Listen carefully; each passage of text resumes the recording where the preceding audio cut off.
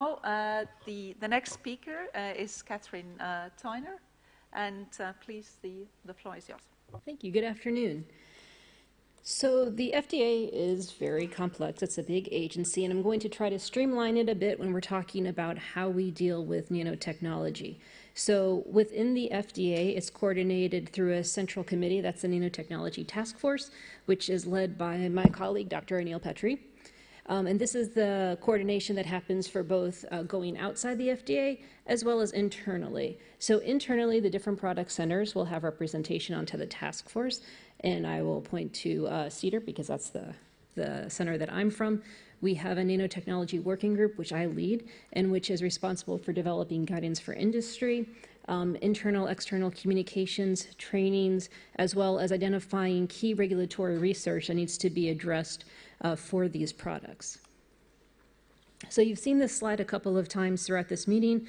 It's one of my favorite slides. It's showing the number of submissions to the FDA for drug products containing nanomaterials, and you can see that it's increasing over the years. And that increase is not only the number, but also the complexity and the diversity of those products.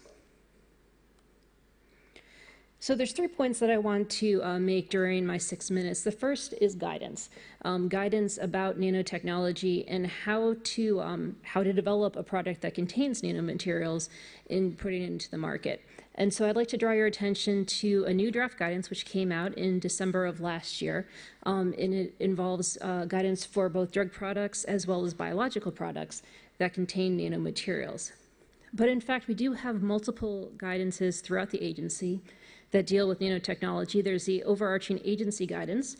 There's also the guidance I just mentioned, which is for drugs and biologics. We have class-specific guidances for products where we have a lot of regulatory experience, the liposomes being the best example of that. And then we have multiple product-specific guidances, and this is for the development of generic products. Oh, and one point that I wanted to make for the guidances before I move on to this part is that they are indeed guidances. So guidances are not, you're not legally obligated, and they also will change. They're living documents. So as the science evolves, so will the guidances. The second point I want to make is about international coordination. So the FDA coordinates with our international colleagues, both here at CLINAM and the IPRP face-to-face meeting, as well as bilateral discussions. We also have a strong presence, and we're having a growing presence, in the development of standards, both through the international standard setting organizations of ISO TC 229, as well as ASTM E56.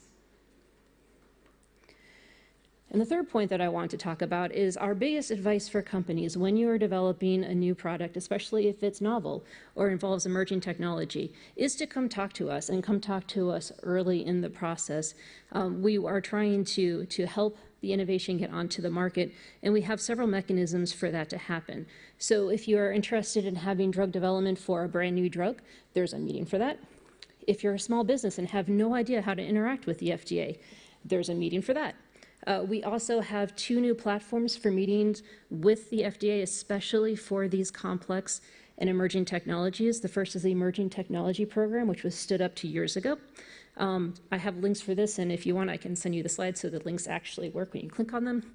And the other one we have was launched in October of last year, and this is specifically for meetings for developers of complex generic products to help get these products onto the market and reduce the cost of the drug products overall.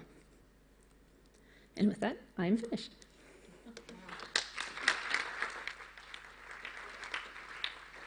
So many thanks, Katherine. What I particularly liked in your presentation was that you mentioned that your guidance is evolving as science is evolving. And I think that this is clearly the way how you could ensure that regulation promotes and does not hamper innovation, because we don't know where the future lies. So that's why the regulators need to keep really an open eye for what are the new developments. And clearly also your piece of advice to the companies actually helps you to get this kind of early information from the companies. And thanks also for highlighting the international cooperation that you are having.